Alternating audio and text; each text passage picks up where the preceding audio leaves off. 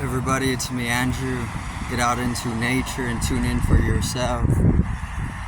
Today I'm going to go over simple living simplicities and the benefit of simplicity and reverting to oneness, right? So simplicity is very beneficial to be able to live very simply. Life is not a complex thing. It doesn't need to be, and it never is, never was. So there's complexity, especially within societal codes, because they like to create webs, right? So that we can get entangled in, so that we can sustain Maya, or the illusion, or the world itself. But complexities arise all throughout nature. This is a fact. This is truth. But complexities can very easily be made into simplicities. They contain each other.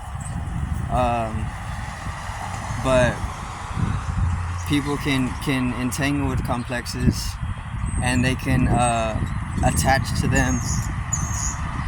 They can allow complexes to rule them when this doesn't need to be, because this actually brings you out of higher states of awareness within oneself. So when you begin to simplify, you can come into that state of oneness, because that's what simplicity is. It's oneness. The most simple way of being is to just be in the state of oneness, right? There's nothing complex about it, and that's the state to be in. So the simplicity arises from the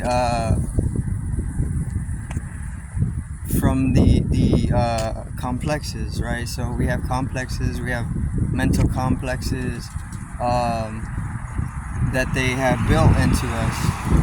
They've given us, they've created a labyrinth of complexities, which is the mental body, and it's tesseract form.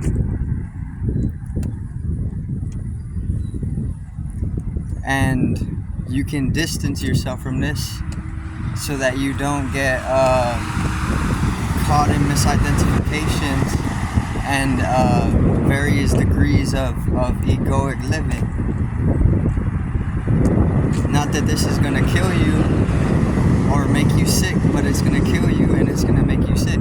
So simplicity is going to allow you to let go, and it's going to allow you to live more in the heart, which is centricity. You can be centralized in the mind as well, because it's a control center. But when you're centralized in the heart, nothing can beat it, because it's the core. So let me see. Simplicity is founded within the heart, or at least realized in the heart, because when you live in the heart, things are simple. The heart never complexifies things, because there's never a need to complexify things when you're in the dimension of feeling. When you're in the dimension of mind, it can become easily complexified, and it can go between simplification and complexity, and it can just go back and forth, and it can it's a duality of the mind. But the moment that you center the mind and the heart, then there's only simplicity, because it reverts back into a deeper state of centeredness, which comes with the the whole realization of oneness. And then things become even more and more simple.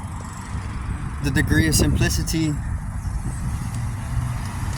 comes to an extremity. I mean, it becomes extremely simple. Life, it just starts to happen. This is whenever you maybe whatever you manifest instantaneously with your on your thought or on your feeling, right? And things just start becoming very, very simple. They just start happening, right? This is whenever the ego is dissolving away to a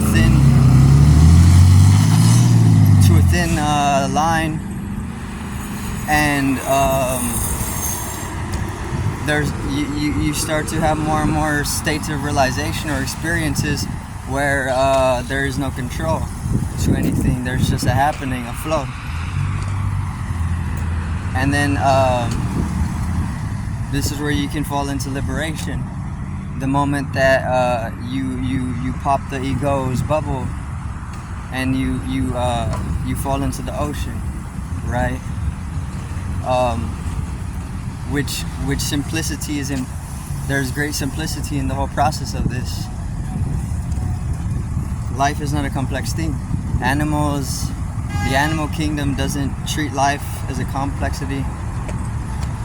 The animals make it extremely simple for the most part.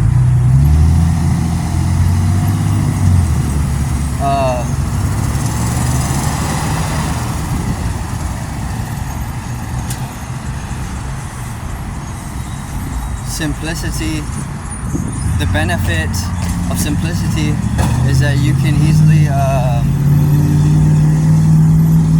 be within that state of oneness once again. And in the state of oneness, you can easily develop yourself further into higher states of consciousness, rather than getting entangled with the dualistic nature, which is not a bad thing. The dualistic nature is needed, but it can hinder growth, which can be accelerated the moment that you're able to simplify things. See, the universal teaching, tuning into source and offering the body and mind to be taught by the universal is a very, very, it's of a simplistic nature, because the universe teaches you in the most simplest ways so that you can understand it very simply, so that you can teach it back out even more simply. It just keeps simplifying itself more and more until it reaches nothing, and then that state of nothingness is where you can easily experience deeper states of just energy in its raw form. Not necessarily even consciousness, just energy. So when you begin to learn from the universe itself, not another man, just the universe is going to make it extremely, extremely simple for you. It'll make it so simple that you'll constantly be overlooking the teaching that it's presenting you. But it can also make it very, very complex as well. It just depends on how you conceptualize it. But being is simplicity. There's nothing complex to just being. Action and karma, or doing, can become complex, and this is what happened with modernization. A lot of the time, it's just unnecessarily complex, and we waste a lot of our own energy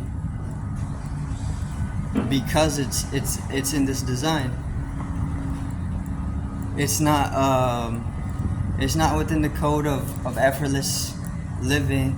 More so, it's just efforting needlessly. It's putting more effort in than you actually need, and this can be a disease because it dysfuncts your energy body. See, animals know this to simplify things, and this is how they can sustain themselves, right? But I mean, once again, there's really no difference. It's just how you conceptualize it, simplicity and complexities. But simplicity is definitely the revertation into oneness, the reverberations of oneness. Cosmically, the cosmic awakening comes with simplicity because it takes the complexity and it simplifies it so that people can be in the state of illumination. So I do thank everybody for watching. Once again, peace out, one love, and have a great evening.